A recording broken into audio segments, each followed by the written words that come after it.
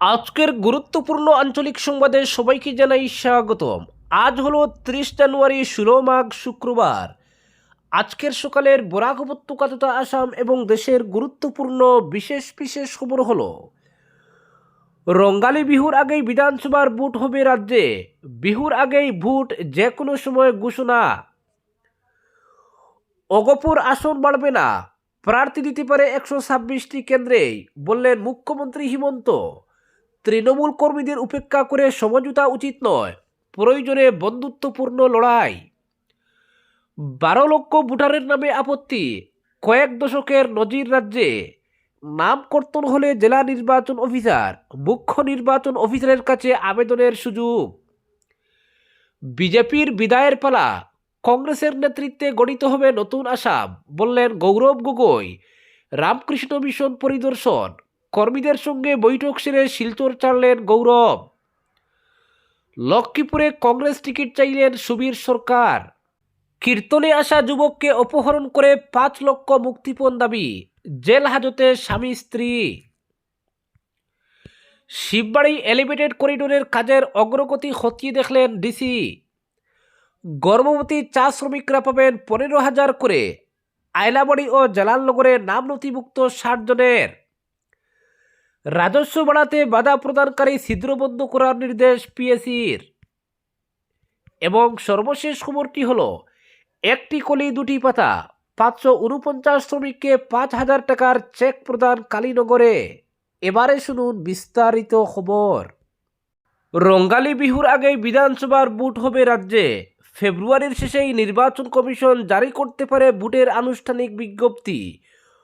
বৃহস্পতিবার সেই সম্ভাবনা ব্যক্ত করেছেন মুখ্যমন্ত্রী হিমন্ত বিশ্ব শর্মা। তিনি বলেন, রাজ্য সরকার বিহুর আগেই ভোট চায়, আসামের জনগণও সেটাই চান। এবারও ধরে নিতে পারি বিহুর আগেই ভোট হবে, তবে বিধানসভা ভোটের আবহে ঢুকে গেছি আমরা। নির্বাচন কমিশন যে কোনো মুহূর্তে ভোট ঘোষণা করতে পারে। রঙ্গালী বিহুর আগেই দুদফায় ভোট হতে পারে রাজ্যে। ভোট পূর্ব সেরে জনগণ যাতে বিহু উদযাপন করতে পারেন, সেই ব্যবস্থা করতে পারে নির্বাচন কমিশন। মুখ্যমন্ত্রীর বক্তব্যে এমনই ইঙ্গিত রয়েছে। তিনি বলেন, গতবার 27 ফেব্রুয়ারি ভোট ঘোষণা করেছে নির্বাচন কমিশন। এর আগের বার ভোটের বিজ্ঞপ্তি জারি করা হয়েছে 1 মার্চ, ফলে এবারও সেই সময় ভোট ঘোষণা করবে কমিশন। ফেব্রুয়ারির শেষে ভোট ঘোষণা করা হলে 1 মাস পর মার্চের শেষে প্রথম দফার ভোট গ্রহণ হতে পারে রাজ্যে।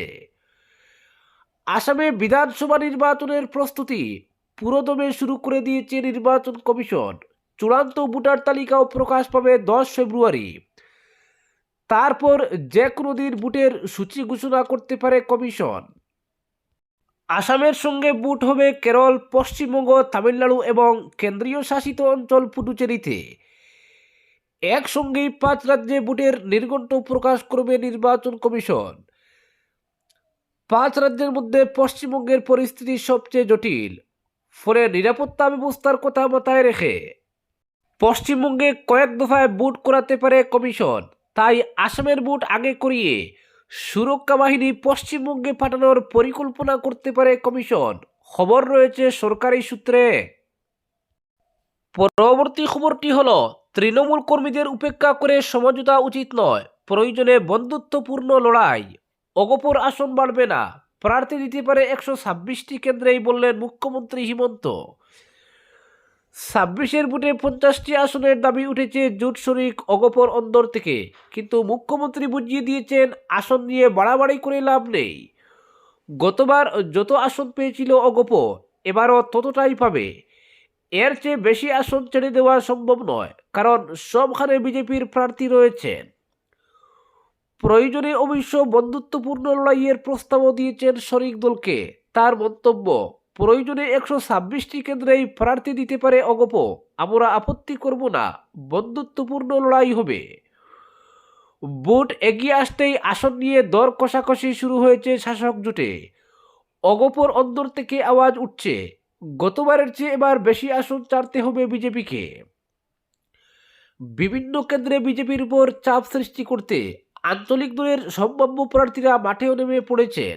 ফলে বিজেপির দখলে থাকা বেশ কিছু কেন্দ্র নিয়েও টানাপোড়েন সৃষ্টি হয়েছে দু দলের মধ্যে। কিন্তু অগপ যত আসনই দাবি করুন, বিজেপির পক্ষে গতবারের চেয়ে বেশি আসন ছেড়ে দেওয়া সম্ভব হবে না, পরিষ্কার করে দিয়েছেন মুখ্যমন্ত্রী।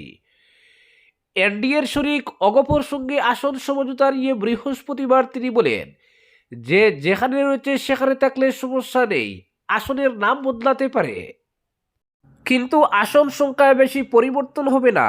গতবারের চেয়ে একটি আসন বেশি কিংবা কম দিয়ে আসন সমঝোতা সারব আমরা। এর চেয়ে বেশি চাইলে অন্য দল থেকে কেড়ে আনতে হয়, তখন সমস্যার সৃষ্টি হয়। তবে দলের চাপ রইলে যেখানে চাইবে সেখানে প্রার্থী দাঁড় করানোর ছাড় অগপকে দিয়েছেন তিনি।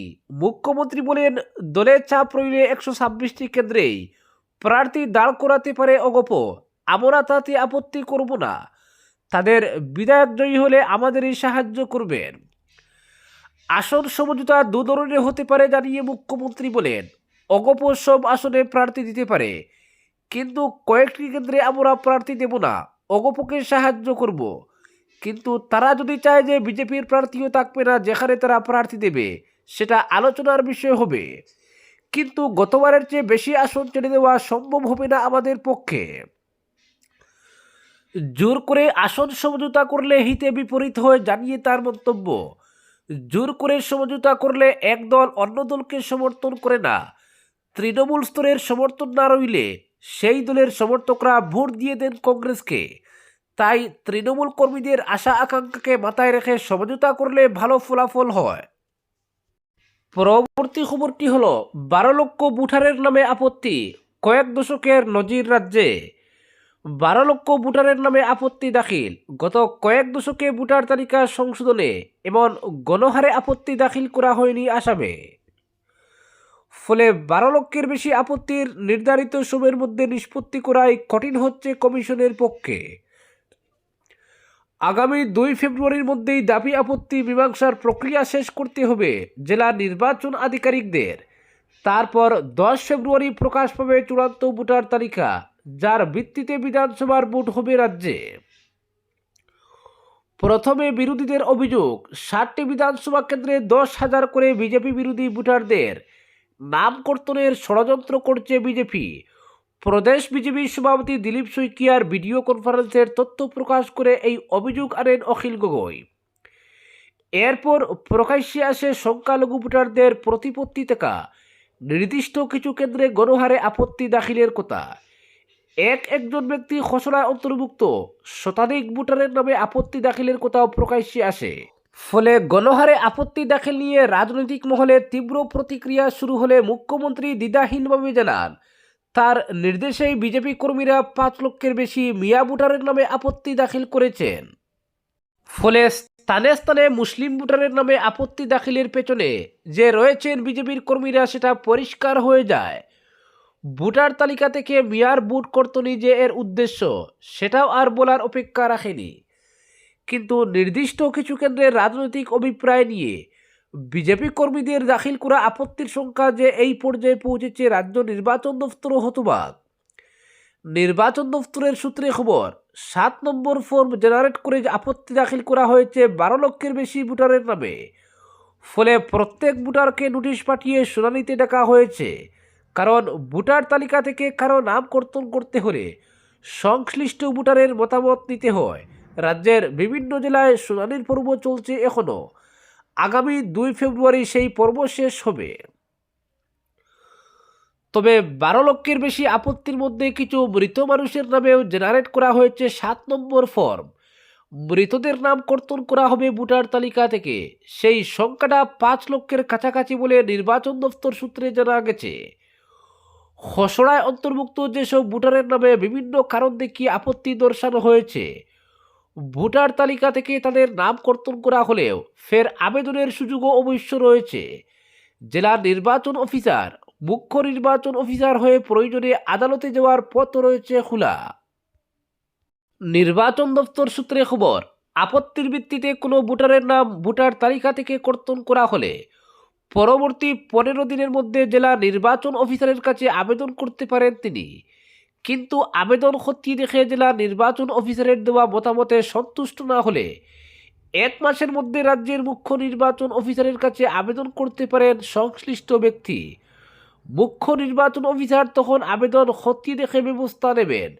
তবে মুখ্য নির্বাচন অফিসারের মতামতেও সন্তুষ্ট না হলে ভোটার তালিকা থেকে নাম কর্তনের অভিযোগ নিয়ে আদালতের দ্বারস্থ হতে পারে সংশ্লিষ্ট ব্যক্তি। পরবর্তী খবরটি হলো বিজেপির বিদায়ের পালা, কংগ্রেসের নেতৃত্বে গঠিত হবে নতুন আসাম, বললেন সাংসদ গৌরব গগৈ। দুর্নীতি অপশাসন থেকে মুক্তি পেতে চাইছেন রাজ্যের মানুষ, ফলে আসন্ন বিধানসভা নির্বাচনে বিজেপিকে বিদায় জানাবেন আসামবাসী। নির্বাচনের পরই কংগ্রেসের নেতৃত্বে গঠিত হবে এক নতুন আসাম। দৃঢ়তার সঙ্গে এই প্রত্যয় ব্যক্ত করলেন এপিসিসি সভাপতি গৌরব গগৈ। বৃহস্পতিবার শিলচর ইন্দিরা ভবন প্রাঙ্গণে দাঁড়িয়ে গৌরব গগৈ বলেন, নতুন সুন্দর আসাম গড়বে কংগ্রেস সরকার। মিত্র দলগুলোর সঙ্গে আসন সমঝোতা করে নির্বাচনী ময়দানে অবতীর্ণ হওয়ার কৌশল রচনা করা হয়েছে। দুদিনের বরাক সফর সেরে গুয়াহাটি ফেরার আগে বৃহস্পতিবার কংগ্রেস কার্যকর্তাদের সঙ্গে বৈঠক করেন গৌরব গগৈ। বৈঠকে দলকে শক্ত ভিতের উপর দাঁড় করানোর জন্য কর্মীদের নির্দেশ দেন তিনি। এরপর সাংবাদিকদের মুখোমুখি হয়ে তিনি বলেন, রাজ্যে কংগ্রেসের স্থিতি অনেক মজবুত রয়েছে। অপরদিকে আসন জোটে বন্দী শাসক দল, ফলে এবার বিজেপির বিদায়ের পালা। শাসক জোটের আসন জোটের প্রসঙ্গ তুলেই কংগ্রেসের স্থিতি শক্তিশালী বলে বর্ণনা করেন গৌরব। তার কথায় শাসক দলের বড় শরিক বিজেপিতে রয়েছে হিমন্ত শর্মানন্দ লবি। এছাড়া যেখানে এজিপির বিধায়করা রয়েছেন সেই আসনেও প্রার্থী দাঁড় করাতে চাইছে বিজেপি। ঠিক একইভাবে বিজেপির দখলে থাকা আসন চেয়ে বসেছে আঞ্চলিক দল। এছাড়াও ইউপিপিএল এবং বিপিএফকে একসঙ্গে রাখতে ব্যর্থ হয়েছে শাসক জোট। সব মিলিয়ে শাসক দল রয়েছে বেকায়দায়। অপরদিকে কংগ্রেসের জোট কেন্দ্রিক কোনো সমস্যা নেই। মিত্র দলগুলোর সঙ্গে সমঝোতা করে নির্বাচনে লড়বে তারা। বিজেপিকে শাসন ক্ষমতা থেকে উৎখাত করাই তাদের লক্ষ্য। সেই বিষয়টি মাথায় রেখেই বিরোধী জোট ঐক্যবদ্ধভাবে ময়দানে নামার প্রস্তুতি শুরু করেছে বলে মন্তব্য করেন গৌরব গগৈ। এদিন গৌরব গগৈ শাসক দল বিজেপিকে এক হাত নেন। তিনি বলেন, বিজেপির শাসনে মানুষ অতিষ্ঠ। এসআর প্রক্রিয়ার নামে ভোটাধিকার কেড়ে নেওয়ার চক্রান্ত চলছে বলে অভিযোগ করেন তিনি। তার কথায় বিজেপি সরকারের বিরুদ্ধে আইনি লড়াই চালিয়ে যাবে কংগ্রেস। এসআর প্রক্রিয়ার নামে ভোটাধিকার কেড়ে নেওয়ার চক্রান্ত চলছে বলে অভিযোগ করেন তিনি। তার কথায় বিজেপি সরকারের বিরুদ্ধে আইনি লড়াই চালিয়ে যাবে কংগ্রেস। এসআর প্রক্রিয়ার নামে সাধারণ মানুষের ভোটাধিকার কেড়ে নেওয়া গণতন্ত্রের উপর সরাসরি আঘাত। এই চক্রান্তের তদন্ত হতেই হবে। এর জন্য নিরপেক্ষ অবস্থান গ্রহণ করে সক্রিয় হতে হবে নির্বাচন কমিশনকে।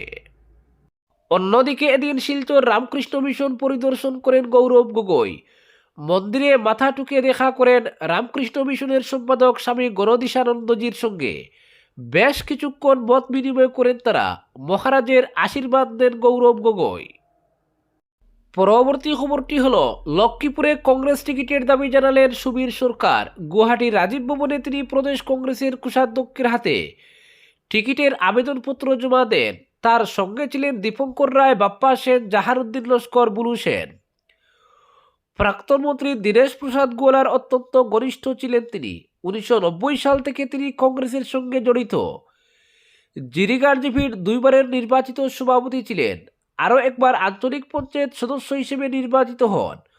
সব ঠিক থাকলে লক্ষ্মীপুরে এবার মন্ত্রী কৌশিক রায়ের প্রতিদ্বন্দ্বী হিসেবে দেখা যাবে সুবীর সরকারকে।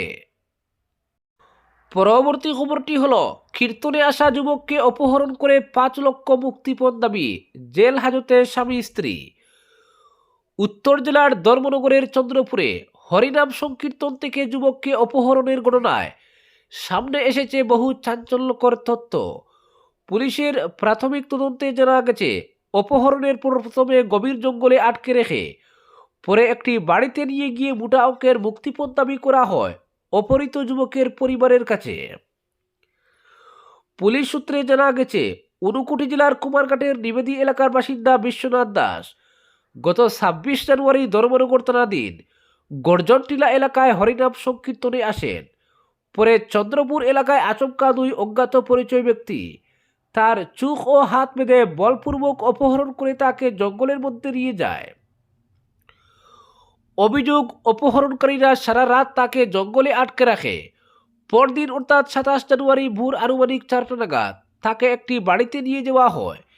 সেখান থেকে তার পরিবারের কাছে 5 লক্ষ টাকা মুক্তিপণ দাবি করা হয়। যদিও সুযোগ বুঝে সেখান থেকে পালিয়ে যেতে সক্ষম হন বিশ্বনাথ। পরে তিনি স্থানীয়দের সাহায্য চান এবং অপহরণকারীদের ব্যবহৃত বাড়িটি চিহ্নিত করেন। এরপর কদমতলা থানার পুলিশ ঘটনাস্থলে পৌঁছে ওই যুবককে উদ্ধার করে এবং লিখিত অভিযোগ দায়ের হলে পুলিশ তদন্ত শুরু করে। কদমতলা থানার ওসি জয়ন্ত দেবনাথ জানান, পুলিশের তদন্তে উঠে আসে ওই বাড়িটির মালিক তথা চিতলডহর এলাকার বাসিন্দা আব্দুল খালিক এবং তার স্ত্রী নাসিমা বেগম। পাশাপাশি ওই ঘটনার সঙ্গে আব্দুল খালিকের শালক নুরুল ইসলাম জড়িত থাকার অভিযোগও সামনে এসেছে। যদিও পুলিশ ঘটনাস্থলে পৌঁছানোর আগেই কয়েকজন অভিযুক্ত পালিয়ে যায়, তবে বাড়ির মালিক আব্দুল খালিক ও তার স্ত্রী নাসিমা বেগমকে গ্রেফতার করে আদালতে সুপর্দ করা হলে তাদের জেল হাজতে পাঠানো হয়। পরবর্তী খবরটি হলো, চা বাগান এলাকার গর্ভবতী শ্রমিক মহিলাদের বিশেষ সাহায্য দিচ্ছে রাজ্য সরকার। মুখ্যমন্ত্রী হিমন্ত বিশ্ব শর্মার উদ্যোগে ওয়েজ কম্পোজিশন স্কিমের আওতাধীন মহিলাদের 3টি কিস্তিতে মোট 15,000 টাকা করে দেওয়া হবে, অর্থাৎ প্রতিটি কিস্তিতে দেওয়া হবে 5,000 করে। এই প্রকল্পের আওতায় মাইজগ্রাম সুপ্রাকান্দি জেলা পরিষদ এলাকার অধীন 2টি বাগান আয়লাবাড়ি এবং জালালনগরে মহিলাদের নিয়ে বৈঠক করেন জেলা পরিষদের উপসভানেত্রী সাথী কৈরি, স্বাস্থ্য বিভাগের আধিকারিক, আশাকর্মী, বাগান পঞ্চায়েত সদস্য, লঙ্গাই বাজারঘাট জিপির সহ সভানেত্রী রাজর্ষি কালিন্দী, সুনিতা চৌহান ও এলাকাবাসীর উপস্থিতিতে বৈঠক হয়। এতে ওয়েজ কম্পোজিশন স্কিমের বিষয় ছাড়াও বাল্যবিবাহ রোধের উপর সচেতনতামূলক আলোচনা হয়। এতে সাথী রায় কৈরির নেতৃত্বে 2 বাগানের 60 জনেরও অধিক গর্ভবতী মহিলাদের নাম সরকারের ওয়েজ কম্পোজিশন স্কিমে নথিভুক্ত করা হয়। পরবর্তী খবরটি হলো, আসাম বিধানসভার পাবলিক অ্যাকাউন্টস কমিটি বৃহস্পতিবার হাইলাকান্দিতে জেলায় বাস্তবায়ন করা বিভিন্ন বিভাগের প্রকল্পগুলো খতিয়ে দেখেন। চেয়ারম্যান বিধায়ক নুরুল হুদার নেতৃত্বে আসা কমিটির দল বৈঠকে সরকারি সম্পদের উৎস ও রাজস্ব বাড়াতে বাধাদানকারী যদি কোনো ছিদ্র থাকে তবে তা প্রতিরোধ করার নির্দেশ দেন। পাশাপাশি যেসব বিভাগে 2022 সালের প্রকল্প এখনও সম্পূর্ণ হয়নি তাদেরকে প্রকল্প বাস্তবায়নে দেখা দেওয়া সমস্যাগুলো দ্রুত সমাধান করে জনস্বার্থে প্রকল্পগুলি সম্পূর্ণ করার নির্দেশ দেয় কমিটি বিভিন্ন বিভাগের চলতি প্রকল্পগুলির সঠিক সময়ে সঠিকভাবে রূপায়ণ করার নির্দেশ দেয়। বৈঠকে কমিটির সদস্য বিধায়ক রবীন্দ্র নারায়ণ কলিতা, ভবেন্দ্রনাথ বোরালি, আব্দুর রশিদ মণ্ডল, বিধায়ক আব্দুল করিম বড়বুইয়া এবং বিধায়ক জাকির হোসেন লস্কর অংশ নেন। এর আগে কমিটি জেলার বিভিন্ন বিভাগের কয়েকটি প্রকল্প সরেজমিনে প্রত্যক্ষ করেন এবং দেখা দেওয়া বিভিন্ন সমস্যা সমাধানের নির্দেশ দেন। পাশাপাশি বিভিন্ন ক্ষেত্রে সরকারের কাছে সুপারিশও পাঠানো হবে বলে বৈঠকে কমিটি থেকে জানানো হয়। বৈঠকে অংশ নিয়ে জেলা কমিশনার অভিষেক জৈন কমিটির সদস্যদের মতামত অনুযায়ী ব্যবস্থা নেওয়া হবে বলে জানান। এছাড়া অন্যান্য সব বিভাগীয় আধিকারিকরাও কমিটির নির্দেশ মতো কাজ করার প্রতিশ্রুতি দেন। আজকের বিশেষ সংবাদ এখানেই সমাপ্ত।